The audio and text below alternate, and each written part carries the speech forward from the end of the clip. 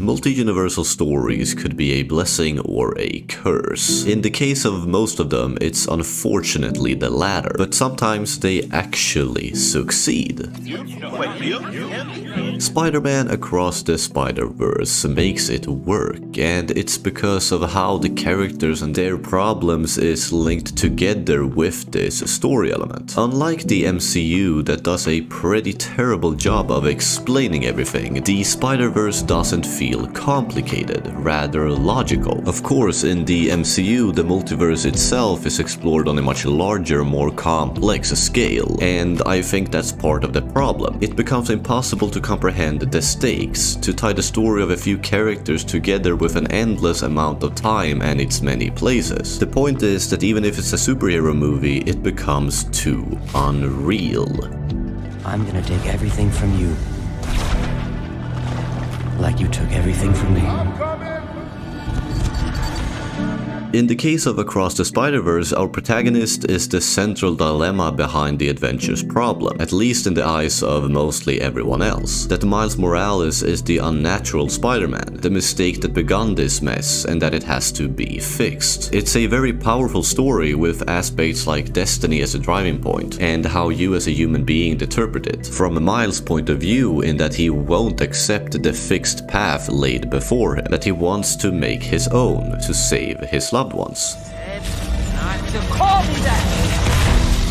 As you can see, the Spider-Verse is central to the adventure, designed around it, not just something that gets thrown into the mix a decade into the overall plot to experience some cool characters that probably shouldn't be part of the story anyway.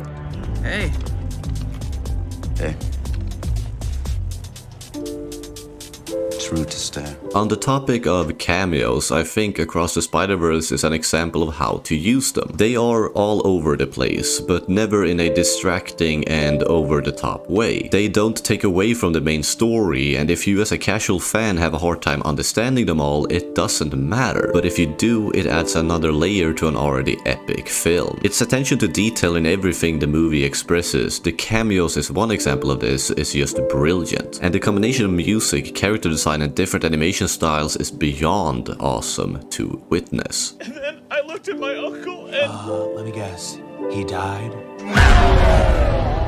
If we compare the MCU and Spider-Man in the effort of character development, mainly in the supporting roles, I think it's night and day. Not just in how they look, but how developed they are, along with their unique and creative personalities. It's a metaphor for capitalism. I agree that Across the Spider-Verse at times could feel a bit overwhelming with so many characters and their very extreme animation, yet it also makes it rewatchable. I'm convinced that the 7th time I see this movie, I will still discover new details that I wasn't aware of before. The point I'm trying to make is that in a world where Disney is trying to keep subscribers to their platform, superhero movies like this with an eye for the small details could single-handedly keep fans coming back.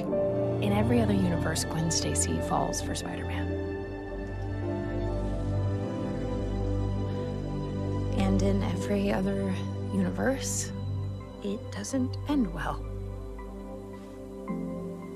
Well, it's the first time for everything, right? Across the Spider-Verse is a very fast-paced movie, especially the second half of it, yet the emotional and more slow moments are done with care. This has a lot to do with the great pacing of the film and the efficient dialogue. I have heard people call the family drama and Miles' part of the story a bit dragged out, repeated and so on, but I'd rather have it that way than little to nothing at all. The balance between high stakes and personal internal problems is something every superhero film has to take into account. That's why moments like this are needed. It lays the groundwork for an audience that's truly invested in the characters. That in turn leads to payoffs, along with memorable moments. And that brings me to the highly discussed ending of Across the Spider-Verse. I know you don't want to be the problem.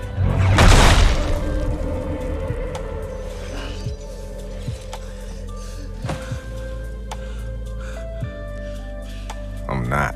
Cliffhangers in movies has never been viewed as something great, but somehow Across the Spider-Verse managed to pull it off without leaving a bad taste in my mouth. How could that be the case? Well, because the movie doesn't really end with this scene, rather about 15 minutes earlier. These last few moments with the multiverse twist, the reveal of who is the Prowler and Gwen getting the crew together is in reality the next step of the story, the next film already beginning to play. It's the power of setting up an adventure while simultaneously ending another one, and I think that's exactly what the after credit scenes did so well when the MCU were at its peak of quality storytelling. In the case of Spider-Man, I wasn't sad or frustrated when the credits rolled around, rather excited for the next chapter while also being pumped about the story I just watched. Feelings the MCU doesn't give me anymore, and that's because they have focused way too much on getting the audience excited for the future instead of giving you an awesome and unique story right here and now. That's all it is, Miles. A leap of faith. Like, what's up, danger?